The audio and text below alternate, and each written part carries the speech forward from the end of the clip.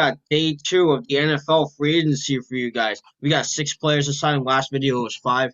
I'll start off with the first three, but I'll mention all six anyways. Um, Andy Dalton went to the Bears. Tyrod Taylor went to the Texans. Leonard Williams got a contract by the Giants finally. Hunter Henry went to the Patriots. Marvin Jones Jr. went to the Jaguars. Then Shaquill Griffin went to I The forgot what Jaguars. the Jaguars as well. All right, so just talk about those two at once. But I'll start off first. I'll start off with the Bears getting Andy Dalton, Tyrod Taylor, and Leonard Williams. And Mario's got you with the last three. So let me start off with Andy Dalton. Okay. Um, he signed a 1 year, $10 million deal. And this was pretty surprising to some people because a lot of people were expecting the Bears to go all in for Russell Wilson. Um, but poor Bears, man, they were like really aggressive for him, and I guess the Seahawks were like, nah, screw you, man, we ain't trading him. Poor Bears, man. But anyway, this was reported by Ian Rappaport and Tom Pelissero, and written by Nick Shook. Um, Mario, I obviously I wish Andy Dalton the best of luck. Obviously there was only so much he can do for the Dallas Cowboys because a lot of players were dropping to injury, and the coaching just wasn't the best that year. Um, but I don't. Well, any a lot of people like to talk down Andy Dalton, but he's really not a bad quarterback. Is he? Is he top tier? No, he's not. But he's durable. He took the Bengals to like what was it, like six straight playoffs, something like that. I know they didn't win all those any of those games, but it goes to show that any Dalton can take that step moving forward, for his team. So honestly, Mario, I think Andy Dalton isn't a bad quarterback. I think it's time we all start giving his credit for what credit is due. But this is something I'm gonna have to see moving forward. This is something that I'm gonna have to see for myself if it's gonna work or not. Cause I don't know. I don't have a clear thought on it. You know what I mean? It's odd. It's odd. I know the Bears are working to fix that quarterback situation. And Andy Dalton's not a bad place to start, especially if you want a backup. But I don't know, man. This is something that I'm gonna have to see for myself moving forward. Now, let me get to the other quarterback on here, okay? It's Tyrod Taylor. Let me open this up real quick. Let me just open this up. He is getting a 1 year, $12.5 million deal by the Texans, which is being reported by Tom Pelissero. This doesn't make any sense, Mario. The other one, the Andy Dalton one, I can barely wrap my head around, but this I just can't at all. This just doesn't make any sense. Because here's my question, okay? Tyrod, I'm not taking anything away from Tyrod Taylor. He's actually a pretty durable quarterback as well. But the only reason why, and I actually watched a video on Tyrod Taylor and how he accidentally launched four NFL careers. I'll put that video in the description down below. I think you guys might find that a little bit interesting. 'Cause I was watching it the other day, but he launched a career at Baker Mayfield, Josh Allen, Justin Herbert, and I'm trying to think of the other one. Um, man, I can't remember. I can't remember off the top of my head, but there was four of them. But those are the three that I remember off the top of my head. But and when he's playing, when he's healthy, he's a good quarterback. And I'm not gonna take that away from him. But that's the problem. He's injured. And that's not the problem. My problem is you're fighting so hard to keep Deshaun Watson, but then you're just gonna get another quarterback. So what are you doing? Are you getting rid of Deshaun Watson or what?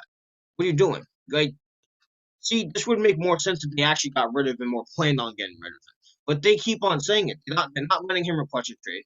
They don't even want to get rid of him. So what are you doing? That's why this move doesn't make any sense to me. I don't know. This is something that I just can't wrap my head around. Um, Maybe it'll make sense in the future. I don't know, but I don't know. As of right now, this just doesn't make any sense. So, with that being said, I do wish Tyrod Taylor the best of luck, whether he's the starter or the backup. He's most likely going to be the backup if the Texans are really that big on keeping Deshaun Watson. So I do wish him the best of luck. Now let me get to the last one I'm going to mention. I'll give the last three to Mario. Leonard Williams is getting a 3 year, $63 million deal by the Giants. Reported by Ian Rappaport and written by Kevin Patra. Yeah, Mario, this is something that we were talking about. I think it was last week when they franchise tagged him. I think it was like last Wednesday or something like that. Um, he got franchise tagged twice. Um, and we was like, you know what, give this dude a deal. He's one of the better defenders on this team, and the Giants could really use a guy like this to rebuild.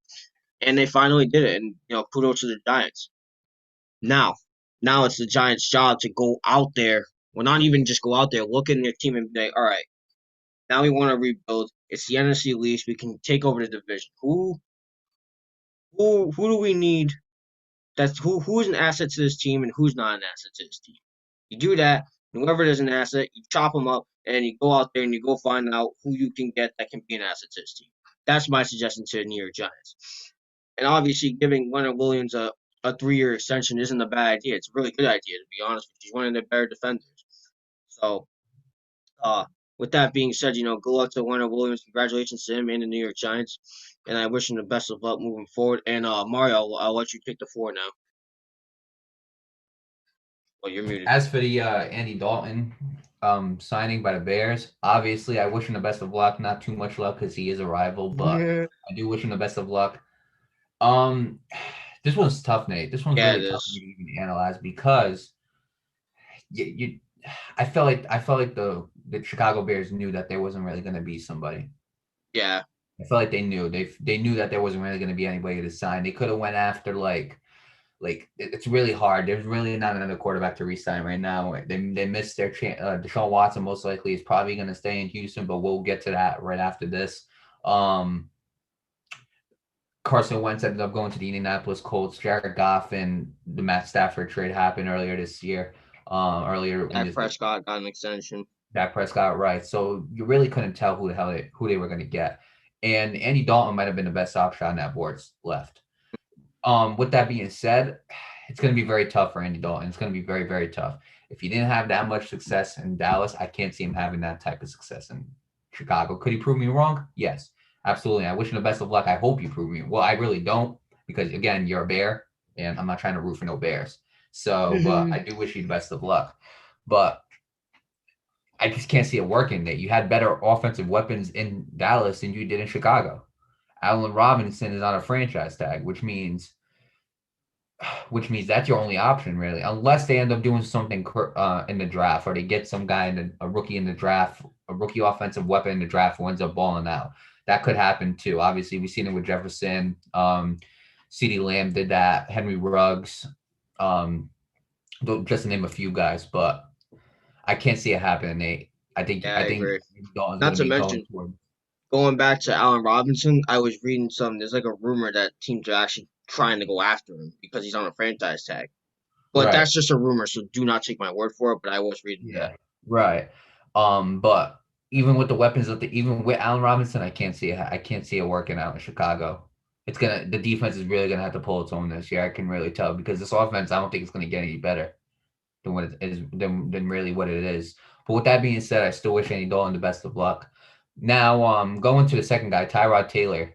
This could be a hint that Sean could be on his way. And if so, Chicago has one more little stunt to get him. Just one more tiny, tiny chance to get him. I can't see it happening. No, I think Tyrod's going to be a backup.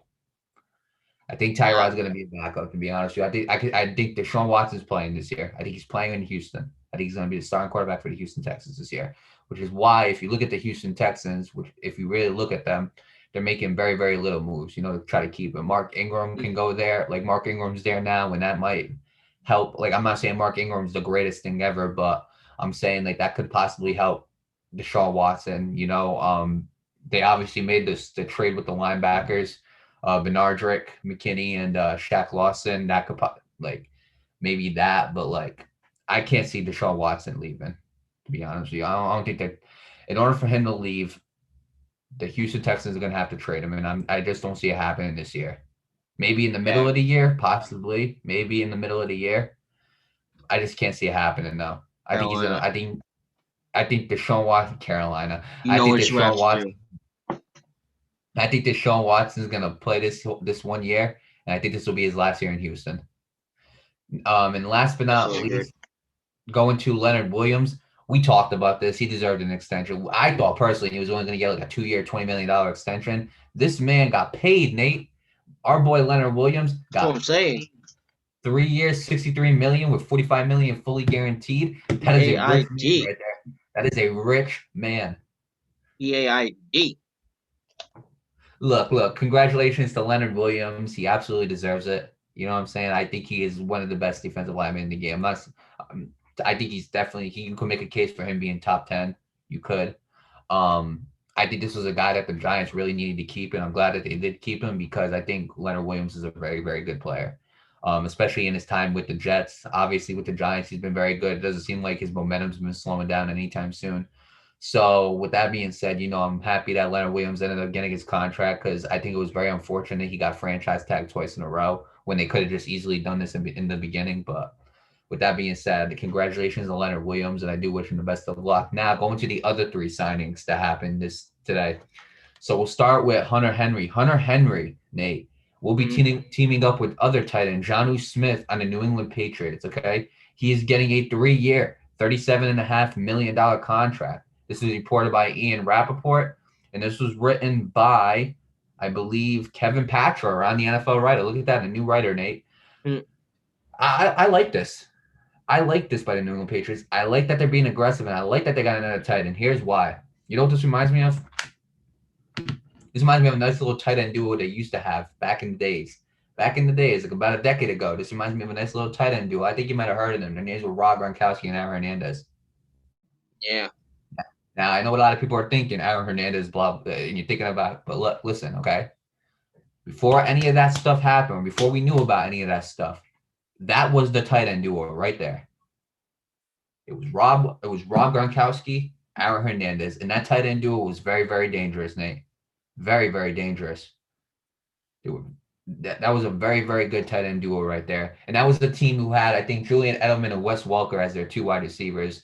And if anybody else remembers anybody else on that offense, then please put it in the comments. But those are the two guys right there that I kind of remembered, Wes Welker and Julian Edelman as the two wide receivers, and then Rob Gronkowski and Aaron Hernandez were the tight ends. But if Bill Belichick wants to create that same system again, I'm all for it, Nate. I'm all for a double tight end team. You know what I'm saying? Because I think Hunter Henry's got some potential in him. Obviously he hasn't been fully released yet because I feel like Hunter Henry just hasn't fully released that potential. And I believe Hunter Henry has suffered a couple of injuries too. And as for Jonnu Smith, like we were talking about in Tennessee, it didn't seem like you were going to get that many targets with A.J. Brown being number one and having a run-heavy offense with Derrick Henry. So obviously them coming to the New England Patriots, maybe you can break that full potential out in them. And with that being said, I do wish him the best of luck because I do think a two tight end scheme in this type of day can absolutely work. We've seen it a few years after the Aaron Hernandez, after Aaron Hernandez and Rob Gronkowski and Bennett. And Bennett, I think it was Martellus Bennett. I think it was Martellus Bennett. Yeah, I think Martellus Bennett and Rob Gronkowski. They were absolutely a good tight end duo as well. Obviously, you had more help with Julian Edelman. He was absolutely a great wide receiver for them, but that was a good tight end duo as well. But it looks like New England Patriots are going back to that two tight end offensive scheme, Nate, which I absolutely love. So with that being said, best of luck to the New England Patriots. Going to the second tight end on day two. Going to the second signing on day two, excuse me. Let me go to this one, Nate, okay? Because I am absolutely upset. We got the boy, Shaquill Griffin, going to the Jacksonville Jaguars, Nate. You love to see it, except if, you're me. I can't. Marvin Jones Jr. went there too as well. Yeah, and we'll talk about that. And we'll talk about that coming up. But I want to get to Shaq Griffin first. I'm just gonna get the article because I clicked it and NFL didn't want to give me it. So thank you, NFL. But I'm getting to the article right now, Nate. Hang on a quick second. Let me just give me some time to look for it. Come on, Riley, you're gonna make me go on a whole scavenger hunt for this article? Come on.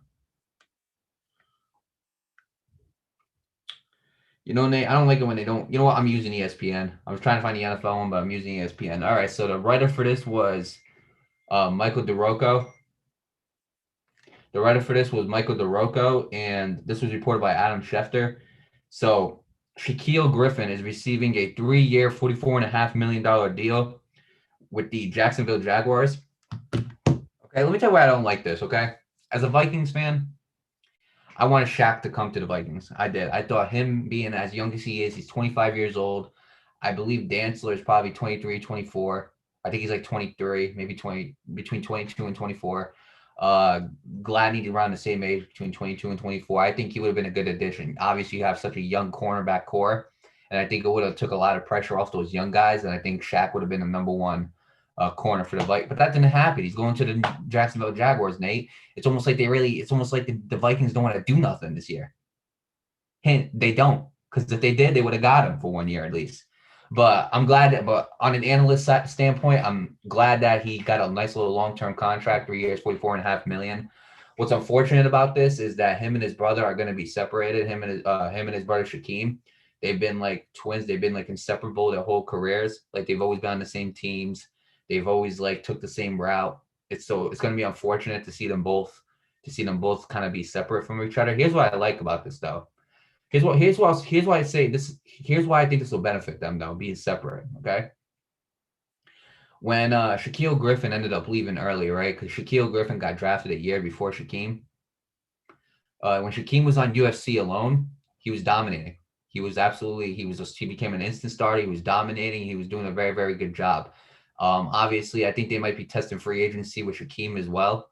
That'll be another guy I'd like the Vikings to have just because I think he has such a great burst coming off the edge. But most likely with them restructuring their contract with Anthony Barr, that's not going to happen.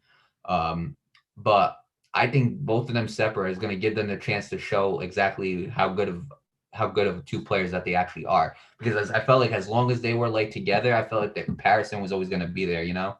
Like you got these two brothers playing with each other in the NFL, which is absolutely a great, great story. But when you looked at it, you would look at them as like the brothers and everything like that. And you really never got to see them. You really never got to really look at them both as individuals. You know what I'm saying? As individual players as their own. Shaquill Griffin, I'm going to be honest with you, Nate, that is an absolute dog. Shaquill Griffin as a corner is an absolute dog. Okay, I'm sorry. I love the physicality that he brings. I've seen it. He's played us a few times. I've seen exactly what he's been able to do. He's like a never give up guy on every single play. If he makes a mistake, he knows where he kind of like corrects it and gets back to it. He doesn't stay on that mistake. So, he's a very physical corner, which is why I wanted the Vikings to get him, but they didn't. So now I'm stuck with a very crappy free agency. But that's okay. But as an analyst, I think this does help the Jacksonville Jaguars. Now, are they the 2017 Jacksonville Jaguars? Hell no. Hell no. Okay, they're not that team. Okay. I do believe, but they did make a couple moves today, and this was one of them, and I think this was a very good move by them. So with that being said, congratulations to Shaquill Griffin on signing with the Jacksonville Jaguars, and I wish you the best of luck. And last but not least, Nate, we're going to go to another guy who was signed by the Jaguars, okay? You guys might know who this guy is. His name is Marvin Jones, okay? A lot of you Detroit Lion fans know who Marvin Jones is. Marvin Jones is a very good wide receiver. I know especially who Marvin Jones is. He wreaked havoc on my defense a lot of times. But now Marvin Jones, Nate, is a Jacksonville Jaguar. He will be joining Shaquill Griffin on that team. Now they are teammates. So I'm gonna go to Marvin Jones' stats real quick before I end up giving his contract information. So Marvin Jones, in 2020, he had 76 receptions for 978 yards, 9 TDs, and he averaged 12.9 yards per catch, which technically 13 yards per catch. And his contract, he will be receiving. I got it right here. This was written by Grant Gordon, by the way, and he will be. It was reported by Ian Rappaport, and he will be receiving a short-term deal worth $7 million. Let me tell you something. I think this is an absolute steal for the Jacksonville Jaguars. You get a very good wide receiver like Marvin Jones. Okay, you get him for only $7 million, which I think is underpaid for Marvin Jones. I think he's worth a 2-year contract. And you end up doing some great things. You know what I'm saying? Marvin Jones can do some great things for your team. There's games where he absolutely balls out, and there's other games where he goes quiet. But when he balls out, he knows how to ball out. So I think those were 2 great signings by the Jacksonville Jaguars. I don't think it puts them above the Indianapolis Colts in that division. I don't think it puts them as a wild card team neither, Nate, to be honest with you. But you got a very good team right there. You got not a very good team, but you got a very good 2 signings right there. And if you can add on to it, because remember, day 3 tomorrow. But if you can add a little bit more pieces to that team, then you can start building yourself a playoff or even a championship contending team. But I think Marvin Jones is absolutely a very, very good player. And I can't wait to see what he's going to do for the Jacksonville Jaguars. So with that being said, congratulations to him on his new deal, and I wish him the best of luck as well. And I am not going to miss him wreaking havoc on my Vikings team. Okay, he can take that Mhm. havoc, bring it to the AFC South, and wreak havoc on them because I am not going to miss Marvin Jones dropping 3 touchdowns on my team tonight. It's not happening, baby. No more. So adios, Marvin Jones. It was nice knowing you. Go to the AFC South. I wish you the best of luck. With all due respect. Oh man! All right, let me start with Hunter Henry. First of all, congratulations to him and the Patriots. I won't go over too much of the other Patriots because what I said in the last video is basically what I'm about to say. But I'll go over one thing for sure. Bill Belichick better hope this works. Like you and me said in the last video, if this doesn't work with all these signings that they've had, with all the signings and all the extensions that they've had within the last 24 hours, if this doesn't work, I think this is Bill Belichick's last final stand. Oh, Bill Belichick better hope to God that this actually works. That is a big. Right. And even if Anyway, they do succeed, I still think this is one of his very last stands because I think this is why he's getting this aggressive. yeah, no, I absolutely agree. And usually whenever coaches and especially general managers get aggressive, that's how you that's like a signal of like, oh yeah, like my job is in jeopardy. I may be the greatest coach of all time, but like I was one of my worst stints as a head coach ever. You know what I mean? So like I think he's doing that because he knows that if he continues to do this, that his job is gonna be out the window. Now let me go to the Jaguars. All right. First of all, congratulations to Shaquille Griffin and Marvin Jones. Excuse me, and I wish them the best of luck moving forward. Um, yeah, man, this is the Urban Meyer. This is the Urban Meyer era in Jacksonville. And I I and love Urban Meyer. yeah, no, it's called the Urban Meyer era in Duval. That's what they call it. That's what they're gonna call it. But I mean, are they a championship contender team? Not yet. I think they need a few more pieces. They need to obviously draft a quarterback, maybe Trevor Lawrence. I mean, Justin Fields could still be a number one overall pick. But that's for the NFL draft to decide whenever that is in April. I think April 20th or something like that. But yeah, man. I mean, the Jaguars are getting to that point. You know what I mean? They still got to make more moves, but they're getting to that playoff, or if you want to even take it that far, a championship contending team. Now, obviously, they're not going to be a better team than the Indianapolis Colts. I think from this point on, I think the Colts win the division as a result. But with that being said, nonetheless, I do wish both players the best of luck. Good luck to them in Jacksonville and good luck to Hunter Henry in New England.